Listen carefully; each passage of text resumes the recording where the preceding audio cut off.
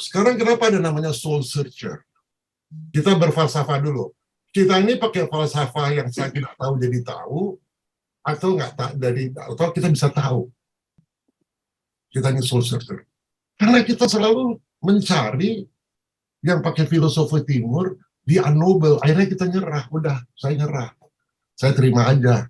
Aku berpikir maka aku ada. Nah, itu dari siapa tuh? Cogito ergo sum. Dari René Descartes. Aku berpikir aku ada. Nggak pergi lagi lebih lanjut. Cogito ergo sum. Apakah itu? Nah, inilah perbedaan Urantia. Dan tidak ada di kitab-kitab suci lainnya. Jadi ya, Tuhan itu layer-layer, Pak. Berlayer-layer. Nah, itu Pak bacalah konsep Tuhannya dulu. Gitu ya. Baca secara skeptik. Baca seperti seorang ateis. Gitu ya. Gimana tuh? Kalau Urantia memakai falsafah, semuanya pasti known. Karena Tuhan itu, bukan Tuhan itu lahirnya dari mana? Dari keilahian. Jadi, saya tuh lagi lihat 13 orang Tuhan di depan saya sekarang ini. Dengan keilahian yang berbeda-beda. Kenapa? Karena di dalam dia ada percikan ilahi. You are God. Dengan kesadaran tertentu. Nah, kita semua ini berangkat dari tidak tahu. Ada hal yang kita ketahui, tapi ada hal yang kita nggak kita ketahui, yaitu soal Tuhan tadi. Betul? Ya. Nah, apakah kita mau pasif? Apakah kita mau proaktif? Ingin tahu itu. Coba sekarang kita lihat acuan dari Urantia. Dia mengatakan apa? Responsif selektif dari segala binatang itu terbatas pada level perilaku motorik. Motorik aja. Binatang itu kan motorik. Ya. Betul nggak? Ya. Yang dianggap sebagai kebijaksanaannya hewan-hewan yang lebih tinggi itu adalah tingkatan motorik dan biasanya muncul hanya setelah pengalaman coba-coba motorik. Coba-coba. Jadi dari experience dia dapat, oh ini salah ini. Itu binatang gitu kan. Dekat api panas dia pergi. Tapi manusia mampu untuk menggunakan wawasan kebijaksanaan ilmiah, moral, dan spiritual sebelum semua eksplorasi atau eksperimentasi. Nah, ini yang penting. Dan sesosok makhluk bermoral dalam memilih kebajikan itu adalah bagaimanapun juga cerdas. Dia mengetahui apa yang dia lakukan, mengapa dia melakukannya, kemana dia sedang pergi, dan bagaimana dia akan sampai di sana. Jadi kalau kita bicara mengenai Tuhan, artinya kita dikasih tahu di sini, kita bisa mengetahui apa yang kita lakukan, mengapa kita melakukannya, kemana kita sedang pergi, dan bagaimana kita akan sampai ke Tuhan. Dari yang tidak tahu menjadi tahu. Lalu di Urantia dikatakan, kalau kita mati, kita akan pergi ke alam namanya Morontia. Morontia itu masih materi. Materinya mungkin 90-80%. Spiritualnya mungkin, rohnya mungkin cuma 10%. Itu ada 570 tingkat. Itu kan katanya, percaya nggak itu? Saya nggak percaya. Untuk itu gimana? Kita dikasih science, kita dikasih moral, spiritual, kita riset caranya gimana. Oh begini, saya coba. Oh ternyata ada. Saya udah ke sana. You nggak usah percaya. Karena saya mengalami. Saya udah ke sana. Gimana? Research. Ateis 30 tahun nyari terus. Oh saya nggak ateis lagi. Sekarang saya nggak percaya ada Tuhan. Saya tahu ada Tuhan. Saya tahu ada Tuhan. Iya. Ini Grace ini kan kakak kandung saya. Tahu banget gimana saya. Oh gitu. Saya black sheep di rumah. Black sheep. Jadi levitasi itu dari umur 19 tahun udah levitasi. Bukan hal yang aneh lagi. Apa untuk dipamer-pamerin. Karena research. Kalau mau didemoin, saya bisa demoin. Buat apa saya demoin? Tapi kalau mau demoin, saya bisa. Kalau pengen seeing kayak imbang, seeing is believing. Saya mengajak saudara ke yang lebih tinggi lagi. Saya ingin mengajak saudara pergi ke dunia Morontia itu. You lihat gitu, you ngobrol gitu di situ. Teknik yang saya kasih meditasi khusus hanya untuk orang-orang Morontia. You cari metode meditasi yang lain, nggak akan bisa. Soalnya nyari ini Pak. You have to striving for the truth.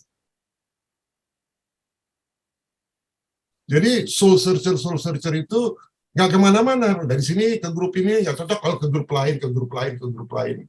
Nggak akan dapet. Hanya di sini bisa dapet. Ini bukan janji, ya, you ngalamin aja sendiri. Jadi kalau kita masih mencari-cari, Tuhan nggak bisa di-touch, ya kita berada pada level, masih pada level kesadaran binatang. Kenapa? Karena kita telah gagal untuk memaparkan keunggulan-keunggulan superior dari kecerdasan jasmani, dari pembedaan-pembedaan monar, dan dari wawasan spiritual kita yang adalah suatu bagian integral dari kemampuan batas kosmisnya sebagai seorang makhluk yang berpribadi. Jadi kalau kita mencoba-coba, oh salahnya, kita masih pada level kecerdasan binatang. Itulah yang membuat menarik buat saya.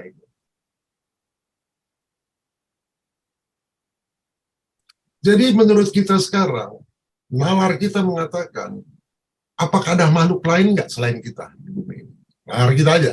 Ini kan ada malaikat katanya, barangkali itu bohong juga. Itu extraterrestrial lah, anggap aja itu extraterrestrial. Kita nyebutnya malaikat, tapi itu extraterrestrial. Dia di luar dari bumi kita, dari terrestrial kita. Sepakat dulu nggak itu? Kalau dia begitu, berarti kan kecerdasan dia kan barangkali udah miliaran tahun dari kita. Artinya kan, kalau di Urantia dibilang kita ini pada level binatang. Anima, kita ini binatang berkaki dua. Dan kalau kita ini ada diciptakan, anggaplah itu ada makhluk-makhluk yang punya kecerdasan 10 miliar ahead dari kita, dia kan mampu. Dan dicitrakan di Urantia itu. Ada yang namanya life carrier, yang dia bikin pattern kita. Berarti ada yang lebih superior dari kita. Kita bisa sense itu nggak? Kalau itu aja makhluk-makhluk itu kita nggak bisa sense, gimana kita mau sense mengenai adanya Tuhan?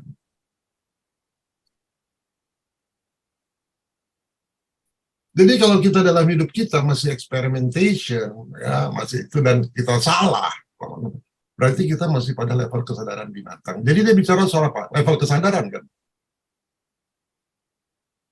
Man is able to exercise scientific, moral, and spiritual insight.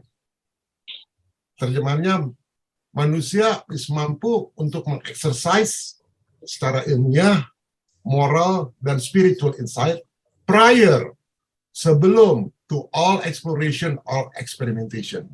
Sebelum kita melakukan eksplorasi or experimentation. Artinya apa?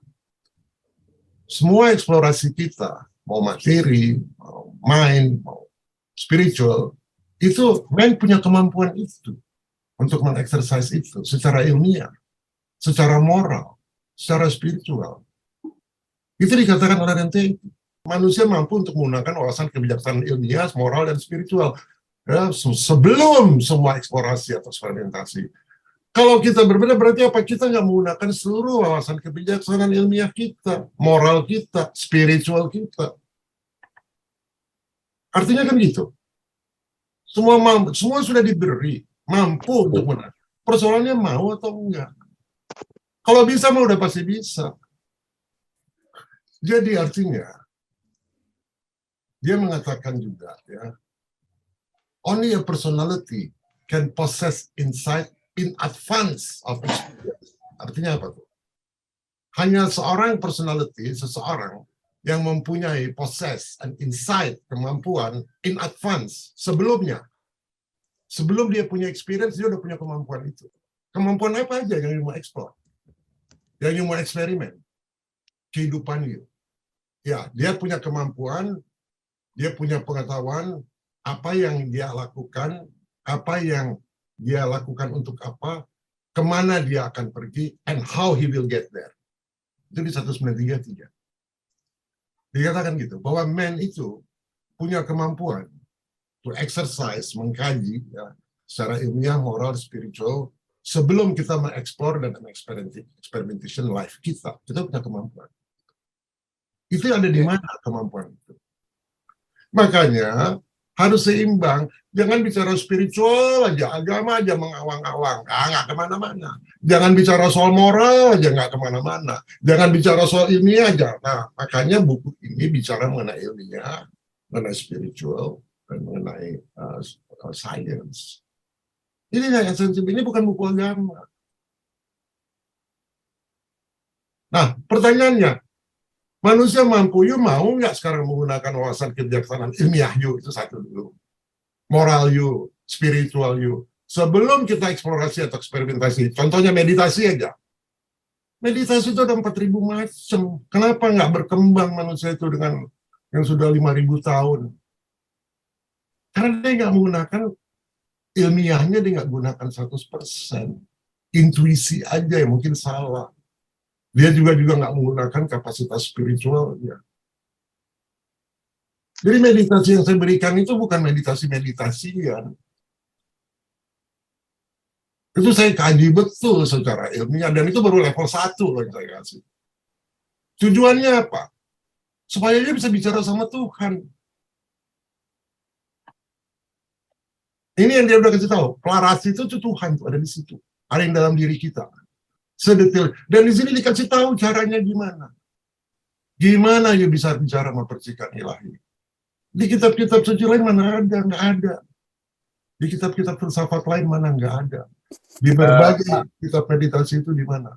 Ada nggak tuh bicara sama Tuhan? Coba Ibu lihat tuh, 10702. Dia bilang, pelaras itu tuh percikan ilahi ya. Percikan ilahi. Tuhan yang ada di diri kita.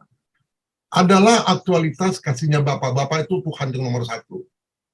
Yang menjelma dalam jiwa-jiwa manusia. Jiwa loh dibilang. Jiwa itu soul kan? Betul bukan? Tapi namanya pelaras pikiran. Ya, dia menjelma. Jadi dia ada di pikiran, nanti dia menjelma dalam. Mereka adalah janji sesungguhnya untuk karier abadinya manusia.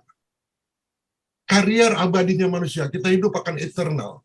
Yang terpenjara di dalam pikiran fana. Makanya pikiran kita dikasih pelaras pikiran. Supaya si pelaras pikiran itu bisa masuk ke dalam soul kita. Jadi percikan ilahi itu yang katanya tidak bisa disentuh adalah esensi untuk kepribadian final yang manusia itu disempurnakan. Caranya gimana? Pakai tadi sains, pakai moral, pakai spiritual. Yang manusia bisa cicipi di muka, di depan maksudnya, bisa dicicipi sekarang dalam waktu sementara dia ada di bumi untuk setahap demi setahap menguasai cara ilahi untuk mencapai hidup menjalani kehendaknya Bapa, langkah demi langkah, melalui kenaikan alam semesta, berevolusi semesta demi alam semesta, dia hingga benar-benar mencapai kehadiran ilahi Bapa Firdausnya. Kan artinya kita, apa itu harus kita udah mati? Enggak. Coba lihat di 10703. Ya. 107 bawahnya. Tuhan telah merintahkan manusia agar menjadi sempurna. Sama seperti ia adalah sempurna, telah turun sebagai percikan ilahi tadi, pelaras, untuk menjadi mitra pengalaman manusia dalam pencapaian takdir luhur yang telah ditapiskan itu. Nah, fragmen atau pecahan Tuhan yang mendiami pikiran manusia itu dan akan masuk dalam jiwa kita adalah jaminan mutlak dan tanpa syarat bahwa manusia dapat menemukan Tuhan dalam hubungannya dengan percikan ilahi tadi yang datang dari Tuhan untuk menemukan manusia dan menjadikan dia anak bahkan dalam masa-masa hidup badani dalam daging. Artinya kita di bumi ini udah bisa menemukan Tuhan, nggak perlu jadi roh. Dan menjadikan dia, ya, kepada elemen, dan menjadikan kita manusia dalam masa-masa hidup badani kita dalam daging. Bisa kita ketemu. Nggak perlu mati dulu.